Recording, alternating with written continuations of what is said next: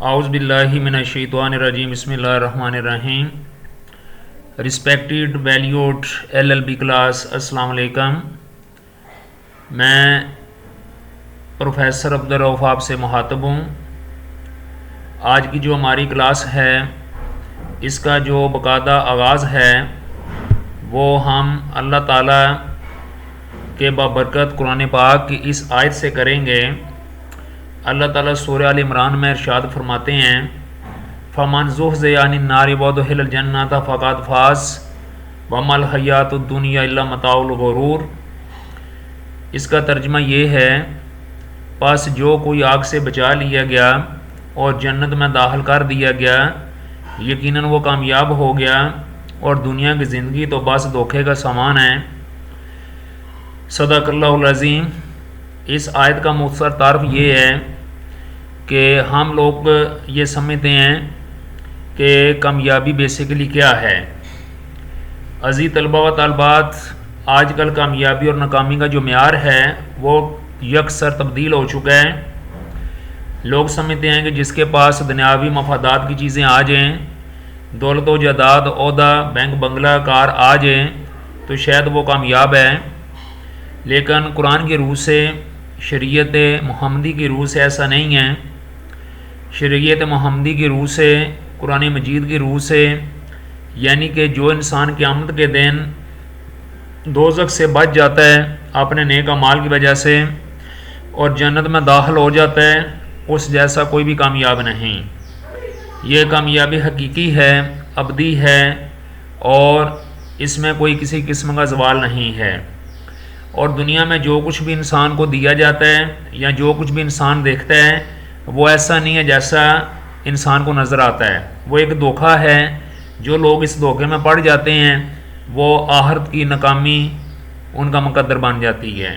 तो इसलिए दुनिया का जो सामान है, दुनियावी जो सामान है, इसमें पढ़ के इंसान को अपनी जो आखिरत है वो नहीं भूलनी चाहिए। लिहाजा दुनिया के साथ साथ हमें आखिरत की भी तैयारी करनी चाहिए।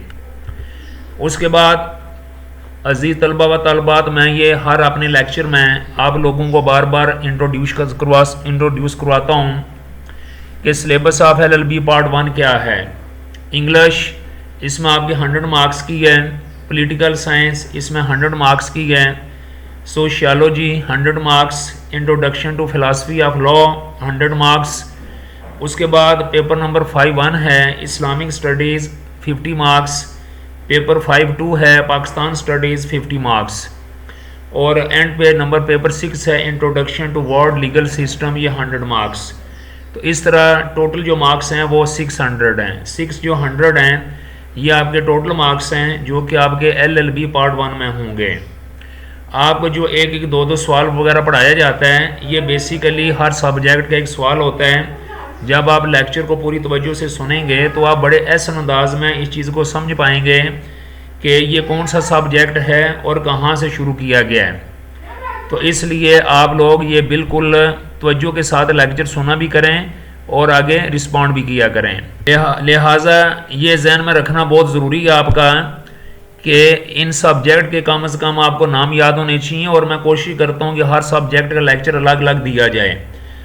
इससे पहले पॉलिटिकल साइंस का लेक्चर भी हो चुके हैं, सोशियोलॉजी के भी हो गए हैं, फिलासफी ऑफ लॉ के भी हो गए हैं, वर्ल्ड लीगल सिस्टम के भी हो चुके हैं। और इंग्लिश का जो है एक दो लेक्चर ही हुए थे, इसलिए आज मैंने इंग्लिश का जो लेक्चर है जो कि आपके सिलेबस के मुताबिक है उसको मैंने शामिल किया है। और इसको आपने बहुत अच्छे अंदाज में इस लेक्चर को लेना भी है, समझना भी है, नोट भी करना और याद भी करना है। ठीक है। तो आज का जो आपका टॉपिक है बेसिकली वो है, मैं पहले ये बता चुका हूँ, पार्ट्स ऑफ स्पीच। यानी कि आज आपको मैं पार्ट ऑफ स्पीच समझाने जा रहा हूँ। नो डाउट कि आपने इससे पहले भी पढ़े होंगे पार्ट ऑफ स्पीच, लेकिन चूँकि हर क्लास में एक नई वेरिएशन होती है और हर क्लास में एक ख़ास किस्म की अल्फाज की और कंप्रीहेंशन की डिमांड की जाती है। अब जो नाउन की डेफिनेशन है और ये आपका सवाल आता है और ये लाजमी आता है पार्ट ऑफ स्पीच में से एक दो जो पार्ट ऑफ स्पीच हैं वो दिए जाते हैं जिनको डिफ़ाइन भी करना होता है और एग्जांपल भी देनी होती हैं, मिसालें भी देनी होती हैं। मसलन नाउन क्या है? Noun is a name of a person, place, thing और एवरीथिंग। यानी कि नाउन बेसिकली नाम होता है, किसी शख्स का होता है, किसी जगह का होता है, किसी चीज़ का होता है या हर चीज़ का होता है, यानी जिसका कोई नाम है। यानी कि एवरीथिंग का मतलब है हर चीज़ का नाम, हर चीज़ जो है वो नाउन है, हर चीज़। ज़ाहिर है जब हर कोई चीज़ होगी तो उसका कोई नाम होगा, जब किसी का कोई नाम है तो वो नाउन है। फॉर एग्जाम्पल अली, अली जो है ये पर्सन को ज़ाहिर करता है, स्कूल प्लेस को ज़ाहिर करता है, प्लेस थिंग को ज़ाहिर करता है। इस तरह न्यूटन्स लॉ और जो एयर है ये किसी चीज़ को ज़ाहिर करती हैं, ठीक है ना। तो ये नाउन की डेफिनेशन है।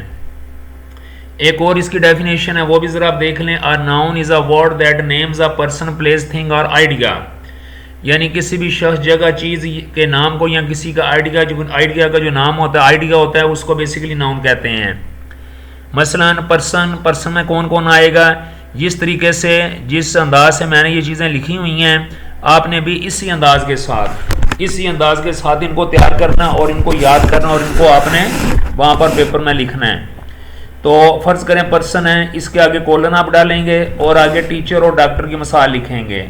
प्लेस है, इसके आगे आप कॉलन डालेंगे, स्कूल, पार्क और जापान ऐसे किसी भी मुल्क का नाम लिख देंगे। इसी तरह थिंग है, इसके आगे आप कॉलन डालेंगे, बुक, कामा, कार, कामा और फ़ोन। तो ये सारे पर्सन, प्लेस और थिंग हो गया, ठीक है। अच्छा, आइडिया में क्या होता है, जैसे मोहब्बत, हैप्पीनेस, खुशी, फ्रीडम, आज़ादी। इसमें लाज भी आ जाते हैं, न्यूटन के लॉ भी आ सकते हैं, बाकी जो और भी जो मुख्तलिफ जो साइंसदानों ने लाज वगैरह पेश की हैं, आइंस्टाइन वगैरह, जो उसकी मसावात है, जो उसकी इक्वेशन है, वो सारी आ जाती है। एक और डेफिनेशन है बड़ी इंपॉर्टेंट है नाउन के वाले से कि everything in the universe which has a name is called a noun. कायनात में हर वो चीज़ जिसका कोई नाम है, कायनात में हर वो चीज़ जो नाम रखती है उसको नाउन कहते हैं। तो हर वो चीज़ जिसका कोई नाम है बेसिकली वो नाउन है। ये इसकी आसान सी डेफिनेशन थी। नाउन के बाद आ जाता है प्रोनाउन। प्रोनाउन क्या होता है? A pronoun is a word that we use instead of a noun. ठीक है, यानी कि प्रोनाउन को उर्दू में बेसिकली कहते हैं रूफे, यानी कि क्या कहते हैं, प्रोनाउन। इसमें ज़मीर कहते हैं इसको, ठीक है ना, इसमें ज़मीर कहते हैं। अ प्रोनाउन, इसमें ज़मीर वो इसम है या वो लफ्ज़ होता है that we use instead of a noun, जो कि हम नाउन की वजह या नाउन की जगह पे इस्तेमाल करते हैं। क्यों करते हैं? टू अवॉइड रेपिटिशन, यानी कि बार बार तकरार से बचने के लिए, यानी बार बार एक लफ्ज़ का इस्तेमाल करना, तो ये ज़रा ज़्यादा मुनासिब नहीं है। मसलन मैं एक आपको मिसाल देता हूँ कि Ali is a student, Ali goes to school daily, Ali is my neighbour. अब ये बार बार हम अली का नाम ले रहे हैं। अगर हम बोलें अली इज़, यानी अली इज़ अ स्टूडेंट, तो अली की जगह भी हम ही इस्तेमाल करेंगे। ही लिव्स इन लाहौर या he lives in my village, he is my class fellow. तो यहाँ पर जो ही है ये बेसिकली अली को ज़ाहिर कर रहे हैं। तो अली की जगह पर जो नाम इस्तेमाल हो रहा है वो ही है। ही जो है बेसिकली ये फिर प्रोनाउन है। तो प्रोनाउन यानी कि होता ये नाउन ही है, लेकिन उसकी यानी कि जदीद किस्म होती है, शक्ल होती है। मिसाल क्या है? Tom is my friend, he is my friend, यानी Tom is my friend, Tom मेरा दोस्त है। अब टॉम की जगह पर ही भी कह सकते हैं ही इज़ माई फ्रेंड। तो ही जो है ये टॉम को ज़ाहिर कर रहे हैं। तो यहाँ पर he is a pronoun that replaces Tom, यानी ही जो है ये प्रोनाउन है जो कि टॉम को यानी कि रिप्लेस कर रहे हैं। तो ये कॉमन प्रोनाउंस हैं। कुछ इनकी मिसाल के तौर पर आम प्रोनाउन है, जैसे मैंने लिखे हैं I, you, he, she, it, we, they, me, him, her, us, them, ये सारे के सारे प्रोनाउन हैं। इसी तरह एक दूसरी मैंने डेफिनेशन लिखी है, a pronoun is a word that takes the place of a noun to avoid repeating it. ये प्रोनाउन बेसिकली वो लफ्ज़ होता है जो कि नाउन की जगह इस्तेमाल होता है ताकि उसे बार बार ना दोहराया जाए। इसके एग्जांपल्स में आप ज़रा देख लें, I, you, he, she, it, we, they, me, him, her, us, them, my, your, his, her, our, their, ये सारे के सारे प्रोनाउन हैं। प्रोनाउन की बेसिकली 3 हालतें होती हैं, जैसे आई, मी, माइन, ठीक है ना। आई जो है ये भी प्रोनाउन है, मी भी प्रोनाउन है, माइन भी प्रोनाउन है। इसी तरह वी, अवर, अस। इसी तरह शी, यानी कि जो शी है ये शी, हर। इस तरह जो दे है, दे, देयर, देम। तो ये सारे के सारे इनके मुख्तलिफ फॉर्म्स हैं, लेकिन ये हैं सारे के सारे प्रोनाउन हैं। तो आप ज़रा देखें एग्जाम्पल इन अ सेंटेंस। मिसाल हम कैसे देंगे इसकी? आलिया इज़ काइंड, आलिया बहुत मेहरबान है, शी इज़ काइंड, वो मेहरबान है। तो यहाँ पर जो शी है ये आलिया की जगह पे इस्तेमाल हो रही है, लिहाजा ये प्रोनाउन है। उसके बाद बच्चों आगे आ जाता है वर्ब। वर्ब इज़ वेरी, इसको वर्ब नहीं पढ़ना, verb. A verb is a word that shows action और बीइंग। जो वर्ब होता है ये बेसिकली कोई काम को ज़ाहिर करता है या वजूद को ज़ाहिर करता है, मौजूदियत को ज़ाहिर करता है, वजूद को ज़ाहिर करता है। मसलन एग्जांपल्स ऑफ एक्शन वर्ब्स। यानी कि जो मुतलिफ वर्ब है उनकी एग्जाम्पल, जैसे रन दौड़ना, जंप, ईट, सिंग, प्ले।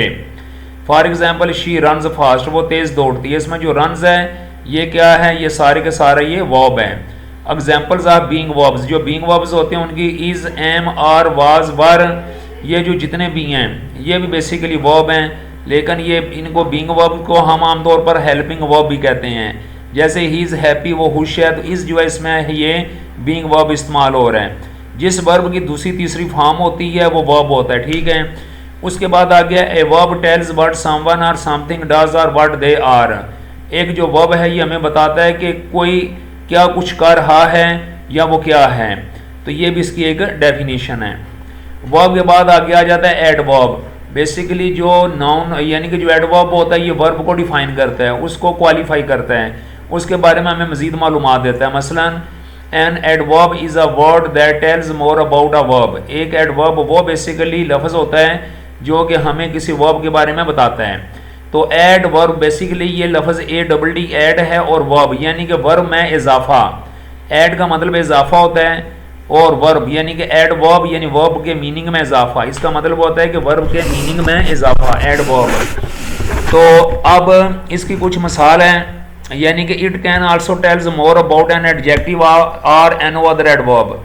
यानी कि ये जो एडवर्ब होता है या तो ये जो एडजेक्टिव होता है या जो वर्ब होता है या जो एन अदर एडवर्ब होता है उसके बारे में हमें बताता है। मसलन इसकी एक और भी डेफिनेशन है, इट मॉडिफाइज अ वर्ब। ये वर्ब को क्या करता है, उसकी असली जो हालत होती है वो हमें, इसकी जो तश्कील है वो हमें बताता है, या इसकी मुतली जो हालतें होती हैं वो बताता है। मसलन इट टेल्स अस, ये हमें जवाब देता है हाउ समथिंग हैपन्स, कोई चीज़ कैसे वाक़या होती है। मसलन ही रन्स फास्ट, वो तेज़ दौड़ता, अब दौड़ने का अमल कैसे होता है, तेज़ हो रहे हैं, तो इसका मतलब है हाउ समथिंग हैपन्स, ये हमें एडवर्ब बताता है कोई चीज़ कैसे वाक़या होती है, या हमें ये बताते हैं कि व्हेन इट हैपन्स, कोई वाक़या कब होता है। शी केम टूडे, वो आज आई, या फिर ये बताता है कि वेयर इट हैपन्स, ये कहाँ पे वाक़या हुआ, तो लुक हेयर, यहाँ पे देखो, यानी ये इस जगह पे वाक़या हुआ।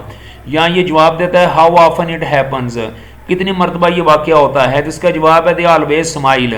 तो अब ज़रा देखें कि इसमें पहले फ़िक्रे में ही रन्स फास्ट, इसमें फास्ट, शी केम टूडे, इसमें टूडे, आगे where it happens, look here, इसमें हेयर, और इसी तरह दे ऑलवेज स्माइल, इसमें ऑलवेज, ये सारे के सारे एडवर्ब हैं। यानी कि ये जो वर्ब है उसके मीनिंग में इजाफा कर रहे हैं, उसकी मुकम्मल जो हालत है उसके बारे में हमें बता रहे हैं। उसके बाद एडवर्ब जो होता है इसके बारे में मज़ीद बताता चलूँ कि आम तौर पर जो एडवर्ब होता है इसकी जो निशानी होती है ना ये LY होती है। कोई भी जो लफ्ज़ होता है ना उसके आगे आमतौर पर LY लगा होता है, जैसे स्लो, स्लोली, अच्छा जी, नाइजली, अच्छा, रेडीली, हैप्पीली। इसी तरह LY मतलब ये है कि फास्टली, या यानी कि LY आमतौर पर इसमें होता है, लेकिन कुछ इसकी टाइप्स ऐसी हैं जिनमें LY वगैरह इस्तेमाल एडवर्ब में नहीं होता। जैसे फास्ट, ही रन्स, फास्ट की जगह वैसे ही रन्स फास्टली भी आ सकता है, लेकिन फास्ट भी ठीक है।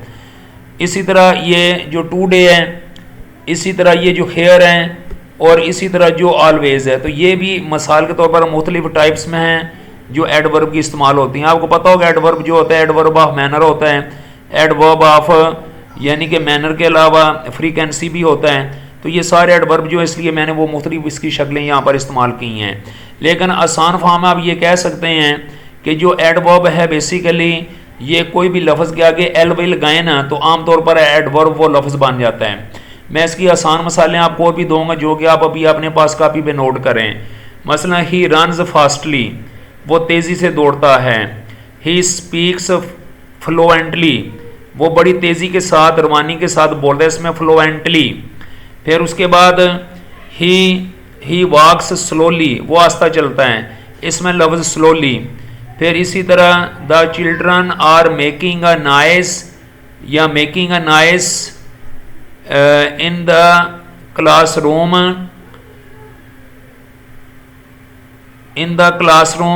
या बल्कि इसमें आप ज़्यादा बेहतर ये कर सकते हैं, children makes disturbance noisily in the room. तो अब ये जो नाइजली है यहाँ पर ये एडवर्ब है, इसी तरह मिसाल के तौर पर हम और भी इसकी मिसाल लिख सकते हैं, शी राइट्स यानी कि स्विफ्टली। तो जो स्विफ्टली है ये लफ्ज़ जो है ये भी मिसाल के तौर पर यानी कि लिखने का जो अमल है उसका वो बता रहे कि वो तेज़ी के साथ लिखती है। फिर इस तरह शी टॉक्स क्वाइटली, वो आहिस्ता आहिस्ता बोलती है, यहाँ पर जो लफ्ज़ क्वाइटली है। तो इस तरह ये सारे के सारे आमतौर पर जिन लफ्ज़ के एंड पे एलवाई आ जाता है वो आमतौर पर एडवर्ब होते हैं। उसके बाद एडजेक्टिव है। एडजेक्टिव किसको क्वालिफाई करता है? ये नाउन को करता है। जैसे एडवर्ब जो होता है ये किसको क्वालिफाई करता है? ये वर्ब को करता है। एडजेक्टिव जो होता है ये किसको क्वालिफाई करता है? ये नाउन को करता है। मसलन an adjective is a word that describes a noun, ये एक नाउन को ज़ाहिर करता है। It tells us more about a person place और थिंग, ये किसी शख्स जगह या चीज़ के बारे में ज़्यादा तफसील के साथ हमें बताता है। जिस तरह जो एडवर्ब है ये किसी वर्ब को की जो तफसील होती है वो हमें बताता है, इसी तरह जो एडजेक्टिव है ये नाउन की तफसील हमें बताता है। मसलन बिग डॉग, बड़ा कुत्ता। अब डॉग जो है ये नाउन है, उसकी ज़्यादा तफसील हमें बता रहा है। ये बिग है, वो जो कुत्ता है वो बहुत बड़ा है। इस तरह एप्पल नाउन होता है। रेड एप्पल, वो जो सेब है वो सुर है, उसकी मजीद हालत बता रहे हैं। हैप्पी चाइल्ड यानी जो चाइल्ड होता है ये बच्चा, तो हैप्पी खुश, तो उस बच्चे की कंडीशन बता रहे हैं कि वो हैप्पी है। इसी तरह फास्ट कार, तो ये एडजेक्टिव हैं सारे, इसमें बिग, रेड, हैप्पी, फास्ट ये सारे एडजेक्टिव हैं।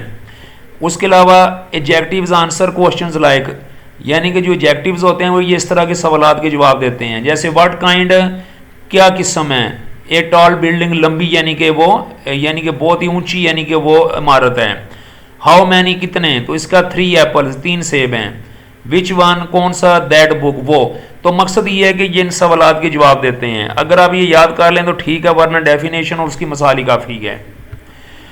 उसके बाद आगे आ जाता है प्रेपोजिशन। अब preposition is a word, preposition basically वो लफ्ज़ होता है दैट शोज द रिलेशनशिप, जो एक तल्लुक़ को ज़ाहिर करती है बिटवीन ए नाउन और pronoun and another word in the sentence, यानी नाउन के दरमियान जो तल्लुक़ होता है और सेंटेंस में जो दूसरा लफ्ज़ होता है उसके साथ तल्लुक़ होता है। ऑफन टेलिंग वेयर, व्हेन और हाउ समथिंग हैपन्स, आमतौर पर यह प्रेपोजिशन हमें बताती है कोई काम कहाँ पे हुआ, कब हुआ और कैसे हुआ। मिसाल के तौर पर example, in the box, box में। ऑन द टेबल, टेबल पर। अंडर द बेड, बेड के नीचे। विद माई फ्रेंड, मेरे दोस्त के साथ। आप ज़रा देखें, इन द बॉक्स, बक्से में। अगर हम ये फिक्रा बोलेंगे he has put his things in the box, उसने बक्से में अपनी किताबें रखी हुई हैं। अगर इन निकाल देंगे तो he has put his things the box, तो इसका मीनिंग हमें समझ नहीं आएगा। इसी तरह ऑन द टेबल होता है मेज़ पे, यानी कि अगर आप बोलें he is sitting on the table, वो मेज़ पर बैठा हुआ है।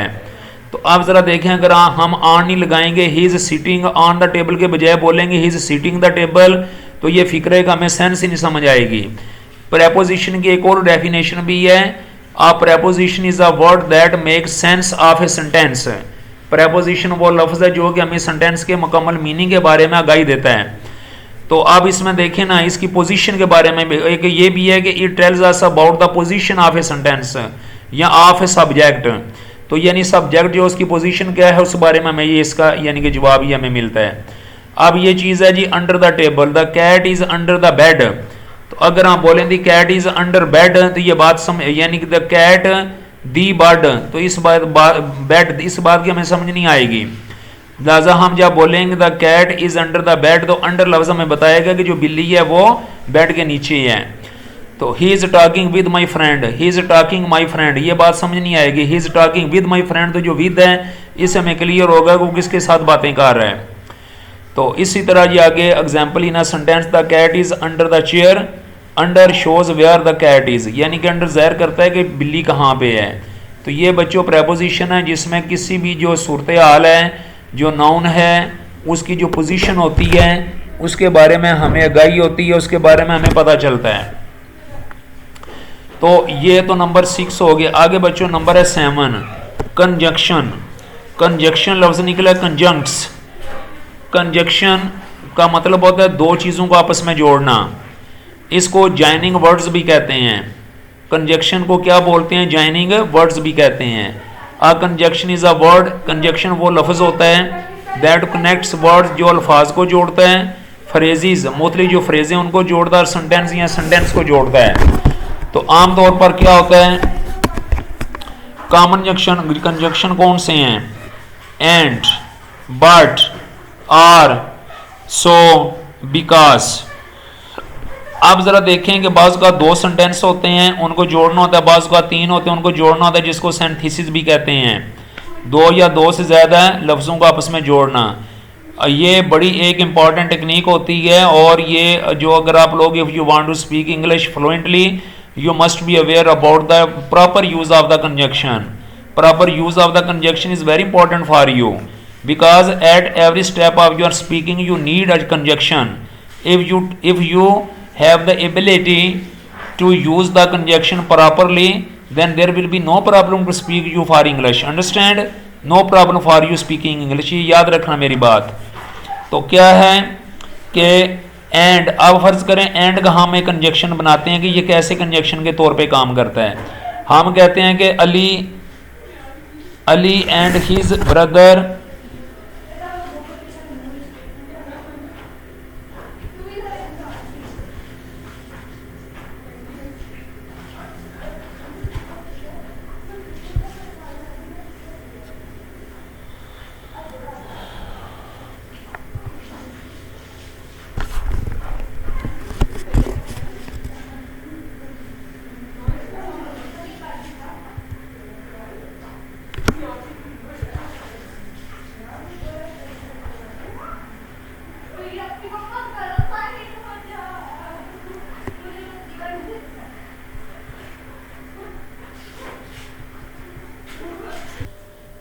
तो मैं ये बता रहा था कि ये जो कंजक्शन है एंड का इस्तेमाल हम करेंगे।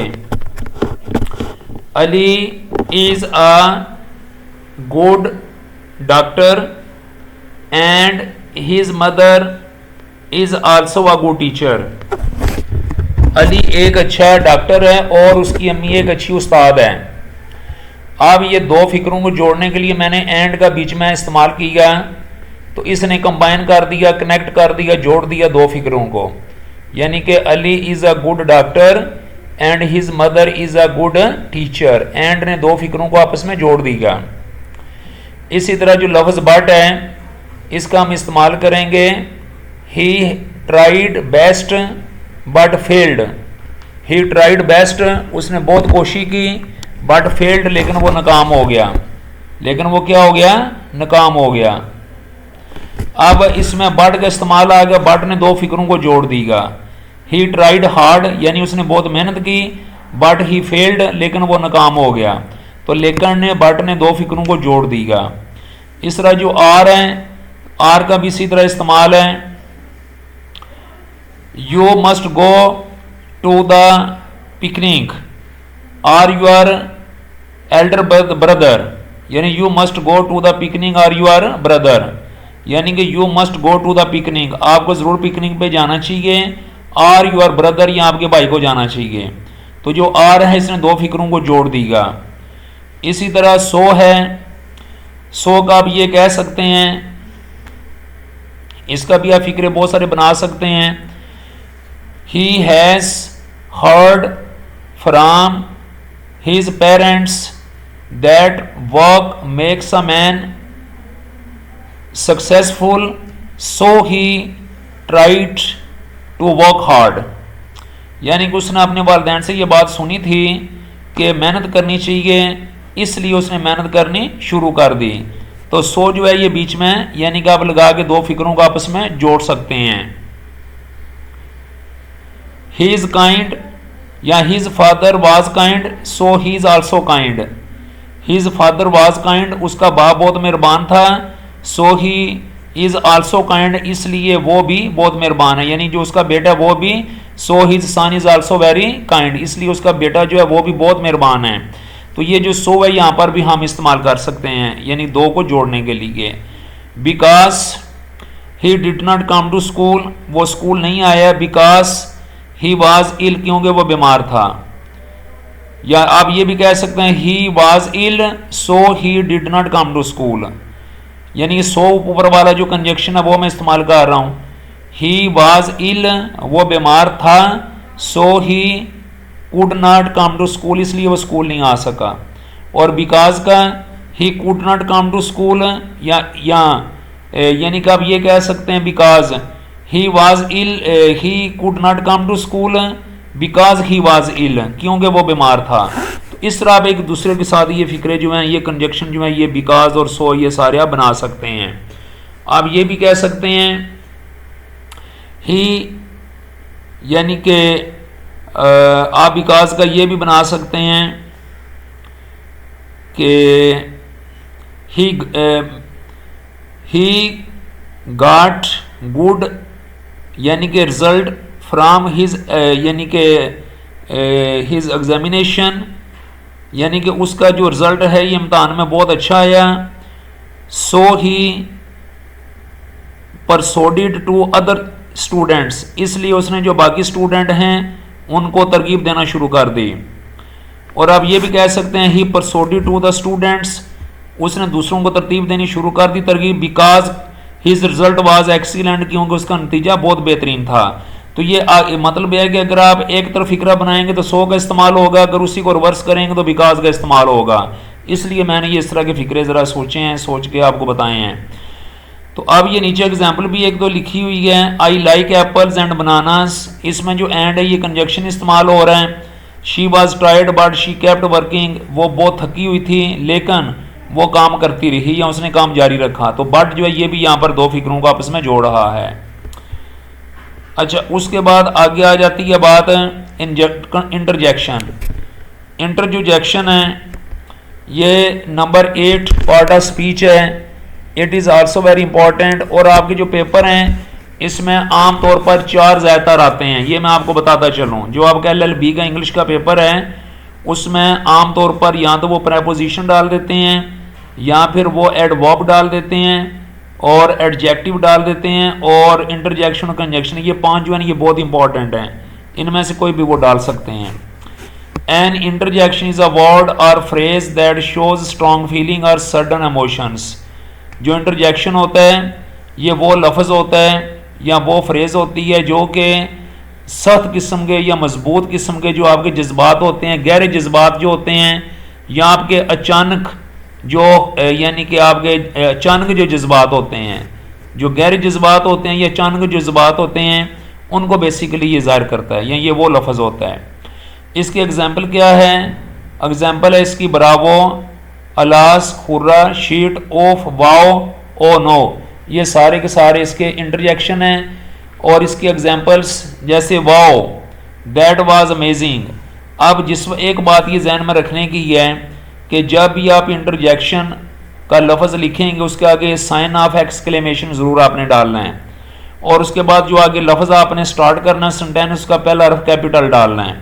ये 2 अदायात हैं, इस हवाले से मैं दोबारा रिपीट कर रहा हूँ कि जिस वक्त आपने इंटरजेक्शन वगैरह लगाना है उस इंटरजेक्शन के फौरी बाद साइन ऑफ एक्सक्लेमेशन डालना है, जो कि मैंने यहाँ पे डाले हुए हैं, और उसके फौरी बाद जो सब्जेक्ट आएगा, लफ्ज़ आएगा, उसका पहला हर्फ कैपिटल होगा। ये 2 जो एहतियाती हदायत हैं, इंस्ट्रक्शंस है, ये आपने जहन में रखनी होती हैं। तो वाओ ये एक खुशी की बात होती है, यहाँ पर बंदा बहुत हैरान होता है। दैट वाज अमेजिंग, वो तो बहुत ही हैरान कुन था, तो ये वाओ का लफ्ज़ इस्तेमाल हुआ है। Bravo, we killed a lion, यानी ब्रावो होता है कि बहादुरी का नारा होता है कि हमने शेर को मार दिया। अलास यानी कि ये अफसोस का लफ्ज़ होता है, ही हैज़ फेल्ड, वो फेल हो चुका है। हुर्रा ये खुशी के अल्फाज होते हैं, जज्बात के भी, है वन द मैच, हमने मैच को जीत लिया। तो इस तरह ये सारे के सारे जो लफ्ज़ हैं, जितने भी ये लफ्ज़ हैं, ये सारे के सारे जो हैं ये इंटरजेक्शन हैं। इंटरजेक्शन जब भी आप लफ्ज़ लगाएंगे तो उसके आगे आपने याद रखना है कि साइन ऑफ एक्सक्लेमेशन आपने लाजमी लगाना है। ये बात मैंने नीचे भी लिख दी है।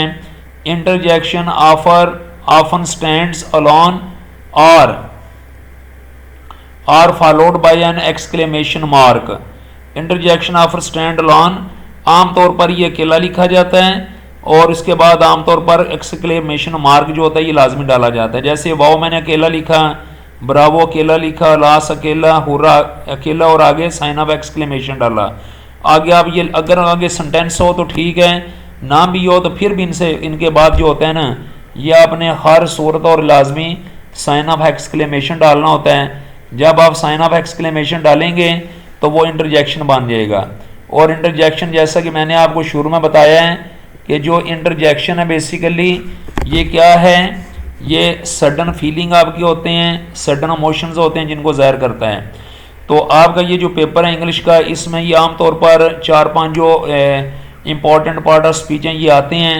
लिहाजा जिस तरीके से ये मैंने लिखा है इसी तरीके से वहाँ पर भी आपने ये पेपर वगैरह बनाना है, पेपर पे लिखना है ताकि आपको अच्छे नंबर मिल सकें और आप उसको सही तरीके से, क्योंकि ये बहुत इंपॉर्टेंट होता है और आमतौर पर हम 6-7 वाली डेफिनेशन लिख देते हैं जिस वजह से बड़े मसाइल पैदा होते हैं। हम सही एग्जाम्पल नहीं लिख पाते तो जो एग्जामिनर होता है वो मुतमिन नहीं होता और वो नंबर नहीं देता। तो इंशाल्लाह ये जो आपका मैंने आपको ये डेफिनेशन मसालें दी हैं इनको ज़रा अच्छे तरीके से तैयार करना आपने। तो मुझे उम्मीद है कि इंशाल्लाह आप इनको नोट करेंगे, इनको याद करेंगे। Thank you very much. अपना बहुत ख्याल रखिएगा। अल्लाह हाफिज़।